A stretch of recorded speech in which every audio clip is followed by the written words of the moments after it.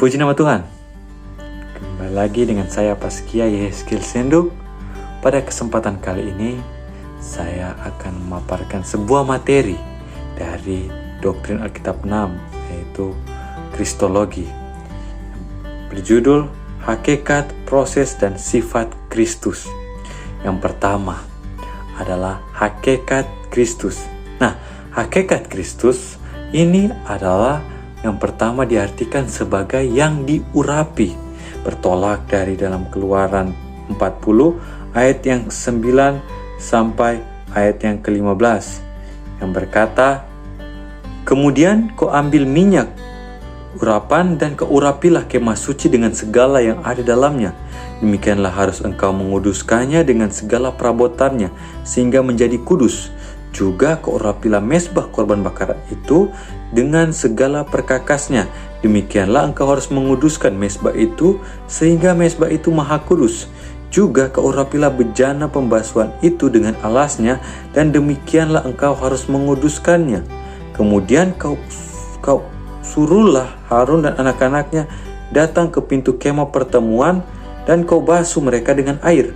Kau kenakanlah pakaian yang kudus kepada Harun, kau urapi dan kuduskanlah dia supaya ia memegang jabatan imam bagiku. Juga anak-anaknya kau suruhlah mendekat dan kau kenakan kameja kepada mereka.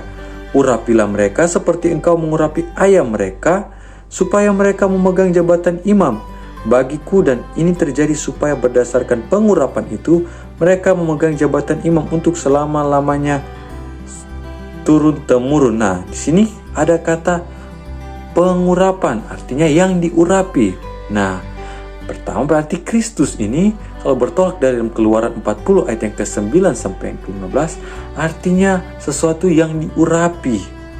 Diurapi untuk apa? Diurapi untuk menjadi kudus, untuk ditentukan sebagai sebuah pekerjaan. Kalau tadi ada perkakas-perkakas yang diurapi untuk dikuduskan. Nah, juga ada orang-orang yang diurapi untuk apa? Untuk memegang sebuah jabatan. Kalau di sini jabatan imam secara turun-temurun mulai dari Harun dan anak-anaknya. Nah, begitu pula dengan Kristus. Sebagai hakikatnya dia ini diurapi untuk dikuduskan dan diurapi untuk menerima jabatan tertentu. Nah, yang kedua, yang dikhususkan. Hakikatnya Kristus ini yang dikhususkan. Dalam Yohanes 6 ayat 27, "Bekerjalah bukan untuk makanan yang akan dapat binasa, melainkan untuk makanan yang bertahan sampai kepada hidup yang kekal, yang akan diberikan anak manusia kepadamu. Sebab dialah yang disahkan oleh Bapa Allah dengan meterainya." Perhatikan ini, sebab dialah yang disahkan oleh Bapa Allah dengan meterainya. Artinya dia dikhususkan dan dimeteraikan oleh Bapa untuk sesuatu yang mulia. Seperti tadi, untuk dikuduskan dan untuk menerima sebuah jabatan. Kalau di sini yang akan bekerjalah bukan untuk makanan yang akan dapat binasa, melainkan untuk makanan yang bertahan sampai kepada hidup yang kekal yang akan diberikan anak manusia. Ada sesuatu yang diberikan oleh anak manusia, yaitu Yesus kepada kita, tetapi ini dikhususkan hanya kepada dia, yang hanya dia yang dapat memberikan hal tersebut. Nah, hakikatnya Yesus ini adalah yang pertama, dia dikhususkan untuk dikuduskan. Yang kedua, dia ini diurapi untuk menerima jabatan tertentu. Yang ketiga, dia ini dikhususkan untuk memberikan hal yang hanya dapat dia berikan.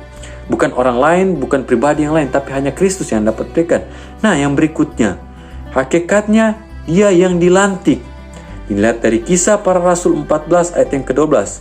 "Dan keselamatan tidak ada dalam siapapun juga selain di dalam dia, sebab di bawah kolong langit ini tidak ada nama lain yang diberikan kepada manusia yang olehnya kita dapat diselamatkan." Nah, dia ini hakikatnya dia ini dilantik.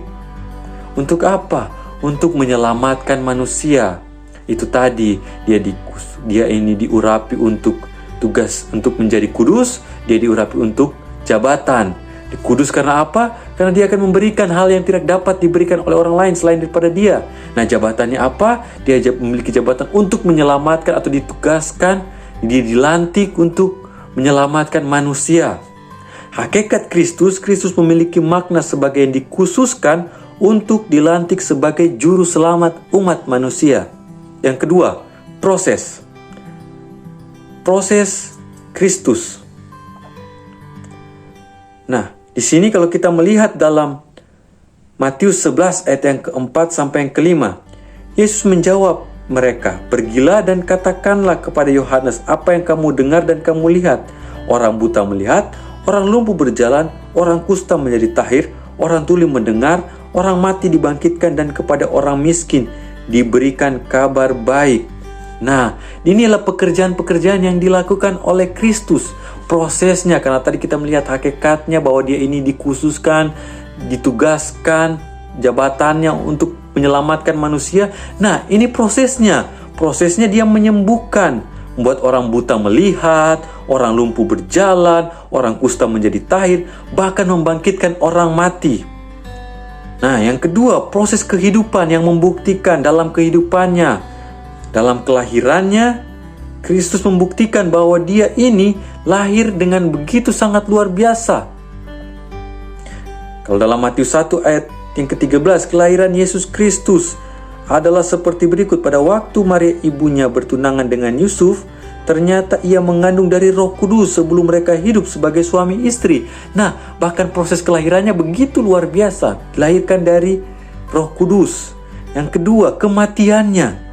Dalam Matius 27 ayat yang ke-54, kepala pasukan dan prajurit-prajuritnya yang menjaga Yesus menjadi sangat takut ketika mereka melihat gempa bumi dan apa yang telah terjadi, lalu berkata, "Sungguh ia ini adalah anak Allah."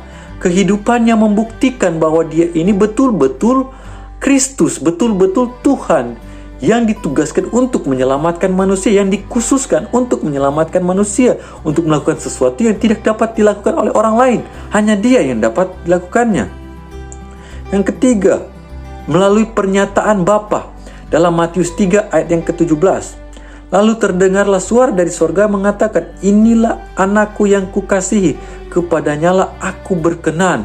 Pernyataan Bapa dalam kehidupan Kristus menunjukkan bahwa dia ini memang dikhususkan untuk menyelamatkan manusia.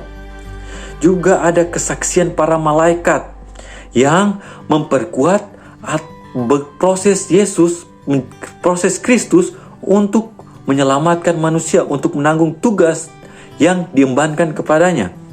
Nah, di sini dapat kita baca bersama-sama proses Kristus. Proses pekerjaan yang membuktikan kemesiasan Kristus termasuk pekerjaan, kehidupan, kelahiran, kebangkitan, dan kenaikannya. Selain itu, pernyataan Bapa dan kesaksian malaikat juga menjadi bukti kemesiasan Kristus. Yang ketiga, sifat Kristus. Nah, dalam Yohanes 1 ayat yang ke-1, pada mulanya adalah firman, firman itu bersama-sama dengan Allah, dan firman itu adalah Allah. Sifat Kristus yang pertama adalah dia itu adalah firman. Dalam Filipi 2 ayat yang ke-5 sampai yang ke-8, hendaklah kamu dalam hidupmu bersama menaruh pikiranmu dan perasaanmu yang terdapat juga dalam Kristus Yesus, yang walaupun dalam rupa Allah tidak menganggap kesetaraan dengan Allah itu sebagai milik yang harus dipertahankan, melainkan telah mengosongkan dirinya sendiri dan mengambil rupa seorang hamba dan menjadi sama dengan manusia, dan dalam keadaan sebagai manusia ia telah merendahkan dirinya dan taat sampai mati, bahkan sampai mati di kayu salib. Nah, ini adalah sifat Kristus. Yang pertama, dia ini adalah firman, yang kedua, dia ini adalah Allah, dan dia juga ini adalah manusia, Allah yang berkenosis menjadi manusia. Sifat Kristus kita dapat baca bersama-sama di sini. Kristus memiliki sifat sebagai logos atau firman yang menjadi Kristus atau yang diurapi. Yang konsep inkarnasi adalah tentang Tuhan Yesus yang mengambil rupa manusia menjadi 100% Allah dan 100% manusia, serta menjalani kenosis, yaitu pembatasan sadar atas kemampuannya sebagai Allah demi pekerjaan keselamatan. Nah, hakikatnya dia ini diurapi, dia ini ditugaskan, dikhususkan untuk menyelamatkan manusia. Dibuktikan melalui apa? Melalui proses kelahiran, proses kematian, pekerjaannya, bahkan pengakuan Allah dan malaikat. Nah, dengan memiliki sifat bahwa dia inilah firman itu sendiri, Allah itu sendiri yang menjadi manusia. Tuhan Yesus memberkati kita semua. Haleluya.